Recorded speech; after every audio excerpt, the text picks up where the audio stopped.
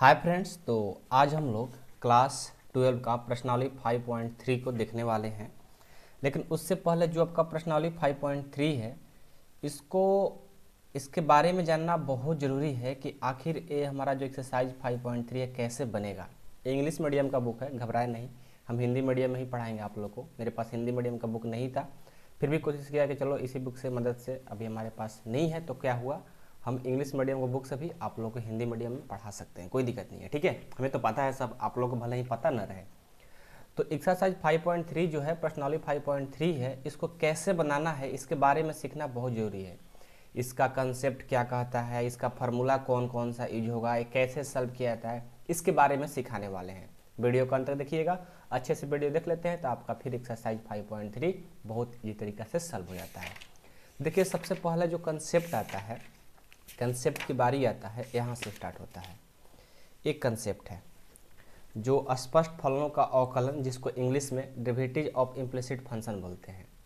तो आप लोग इंग्लिश नाम जानना जरूरी उतना तो नहीं है, लेकिन फिर भी जानो, ठीक है। लेकिन मेन चीज़ है स्पष्ट फलनों का अवकलन कैसे किया जाएगा, स्पष्ट फलन होता क्या है, इसके बारे में जानना बहुत ज़रूरी है। चलिए आपको सिखाने की हम कोशिश करते हैं ताकि आप लोग को समझ में आ जाए। तो स्पष्ट फलनों का अवकलन हम उससे कहते हैं, ऐसा फलन जो दो फलनों से मिश्रित हो, ऐसा फलन जो दो फलनों से मिश्रित हो, जिसका अलगाव दूसरे से संभव न हो सके, उसे स्पष्ट फलन कहता है। इसे बनाने का रूल भी होता है, तो चलो हम लिख करके बताएंगे तब आपको अच्छे से समझ में आएगा। ऐसा फलन, ऐसा फलन जो दो फलनों से मिश्रित, मिश्रित मतलब मिलान, ढेर सारा, ठीक है, मिश्रित हो,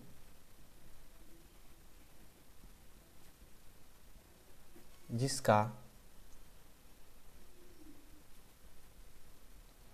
अलगाव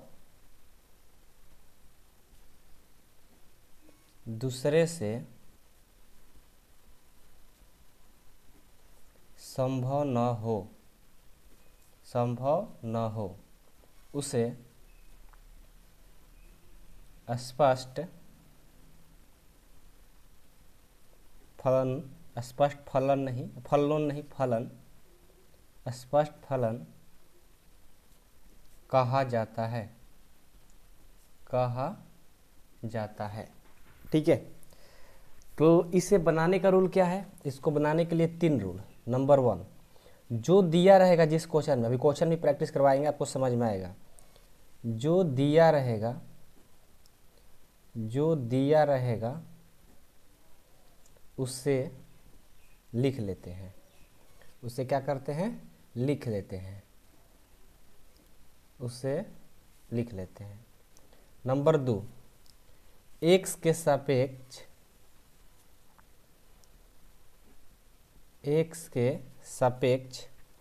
अवकलन,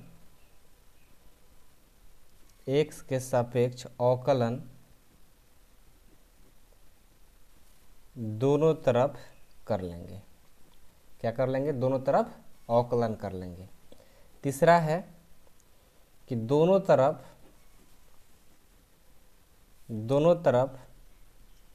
dy बाई dx का कॉमन ले लेंगे।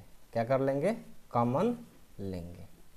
तो ये 3 चीज़ आपको याद रखना है जब स्पष्ट फलन का अवकलन करने की बारी आए।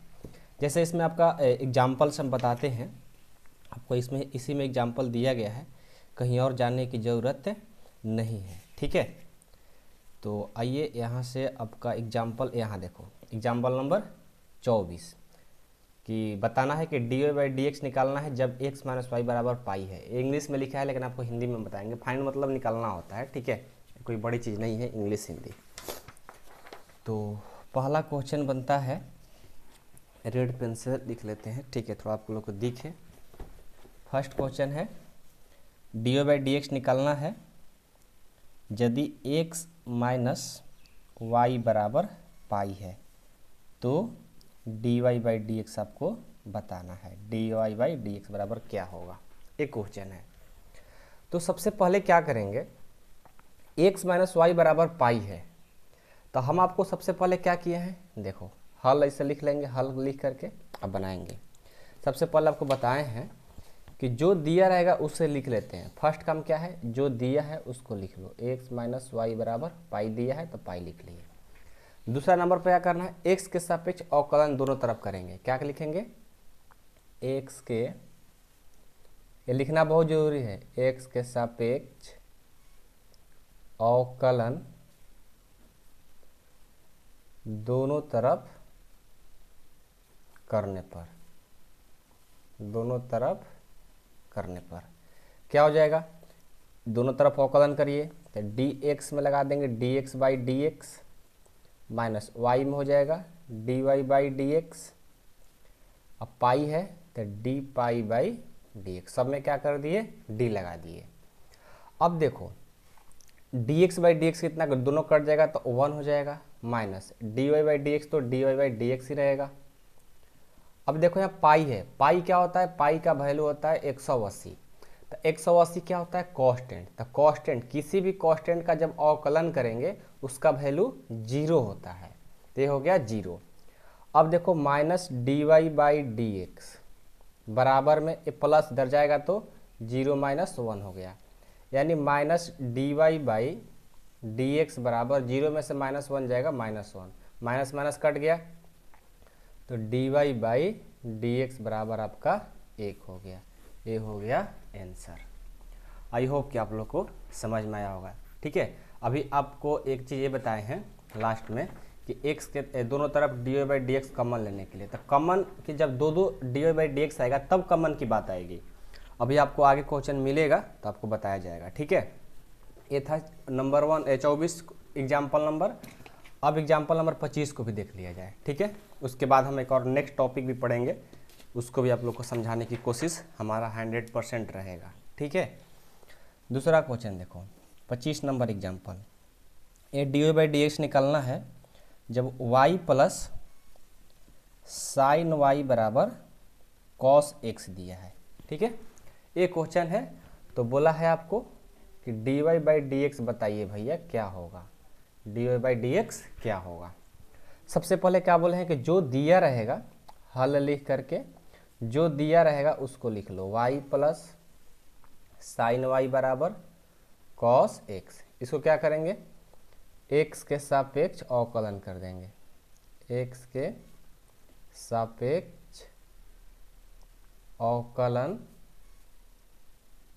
करने पर।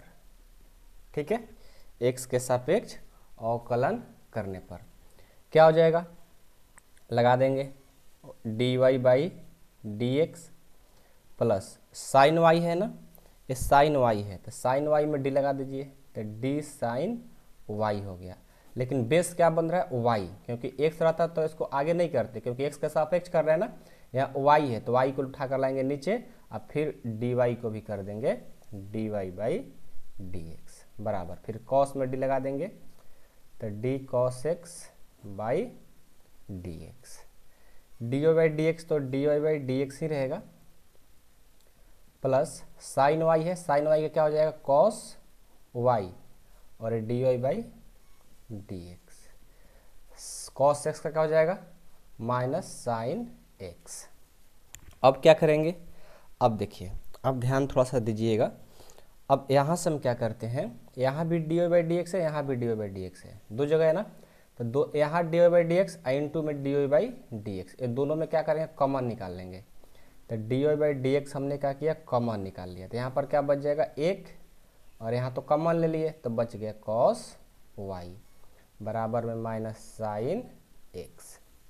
ये गुना कर रहा है, इधर जाएगा तो भाग कर देगा, तो d y by d x बराबर माइनस साइन एक्स बाटा 1 प्लस कॉस वाई। ये देखिए d y by d x हमारा आंसर हो गया।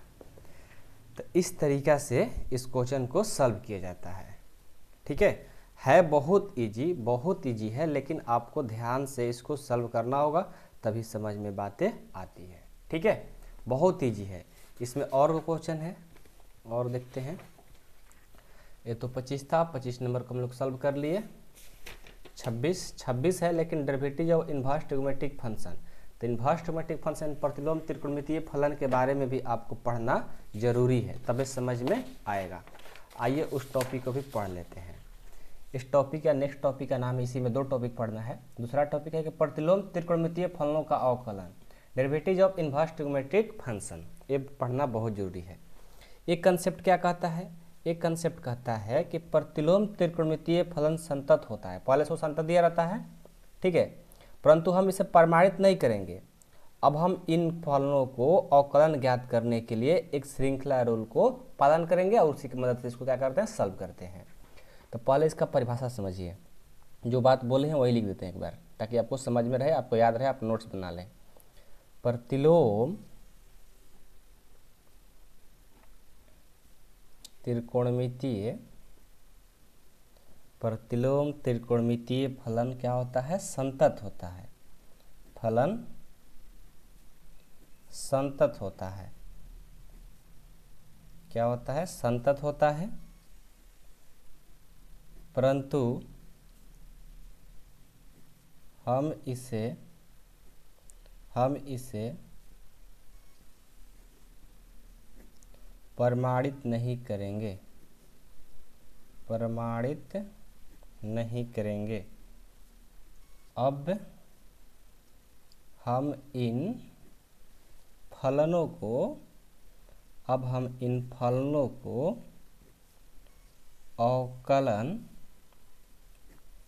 अवकलन ज्ञात करने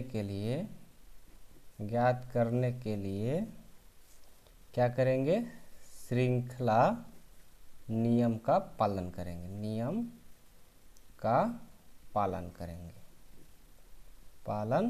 करेंगे, ठीक है। त्रिकोणमितीय फलन जो होता है हमेशा संतत रहता है, परंतु इसे प्रमाणित नहीं किया जाता है कि संतत है कि नहीं, जैसे 5.1 में किए थे। अब हम इन फलनों क्या करेंगे, अवकलन ज्ञात करेंगे और श्रृंखला नियम का प्रयोग कर देंगे, जो कि आपको पहले पढ़ाए हैं, ठीक है, 5.2 में। तो बहुत इजी है। जैसे आपको एक क्वेश्चन दिखाते हैं कि फाइंड द डेरिवेटिव जब गिवन f(x) बराबर इतना, तो एज्यूमिंग दैट एक्सिस्ट, मतलब देखिए कहने का मतलब आपको इंग्लिश मीडियम समझ में नहीं आ रहा होगा, तो बात ऐसी है कि आपका क्वेश्चन ऐसे रहेगा। कैसे भाई, देखो क्वेश्चन नंबर 1 ले लेते हैं, एग्जाम्पल नंबर 26 दिया है आपका कि f(x) बराबर क्या दिया है, साइन इनवर्स x, एक क्वेश्चन है। अब इस क्वेश्चन को सॉल्व करना है। तो f(x) का मतलब क्या होता है पता है, चैप्टर 1 में पढ़ाए थे, y बराबर क्या दिया है, साइन इनवर्स x। इसको क्या करना है, अवकलन ज्ञात करना है। कैसे, तो श्रृंखला नियम से सीधा सी बात है, निकाल देंगे। तो सबसे पहले क्या करेंगे, हल लिखेंगे, लिख देंगे कि x के सापेक्ष अवकलन करने पर, x के सापेक्ष अवकलन करने पर कर दीजिए। तो क्या हो जाएगा, dy/dx बराबर में इसमें d लगा देंगे, d साइन इनवर्स x बटा dx। तो dy/dx बराबर साइन इनवर्स का क्या होता है फॉर्मूला, साइन इनवर्स का फॉर्मूला क्या होता है, देखो फॉर्मूला याद करना बहुत जरूरी है, नहीं याद करोगे बहुत पछताना पड़ेगा। क्या होता है, 1/√1 - x², आंसर, ठीक है। तो इन्वर्स प्रतिलोम त्रिकोणमितीय फलन में क्या होता है, जो आप प्रतिलोम त्रिकोणमितीय फलन पढ़े हैं, sine inverse x, cos inverse x, tan inverse x, ये सब फार्मूला आपको याद होना चाहिए, तभी इस एक्सरसाइज को बना पाओगे। जैसे देखो यहाँ पर बहुत सारा इन्वर्स में ही दिया गया है, तो इस एक्सरसाइज को बनाने के लिए आपको 2 टॉपिक, एक स्पष्ट फलन जो कि 1 से लेकर के 9 तक स्पष्ट पर बनेगा, और 10 से लेकर 15 तक जो बनेगा वो प्रतिलोम त्रिकोणमितीय फलन पर बनेगा। तो इसको सीख लीजिए अच्छे से, बहुत आपको काम देगा, ठीक है।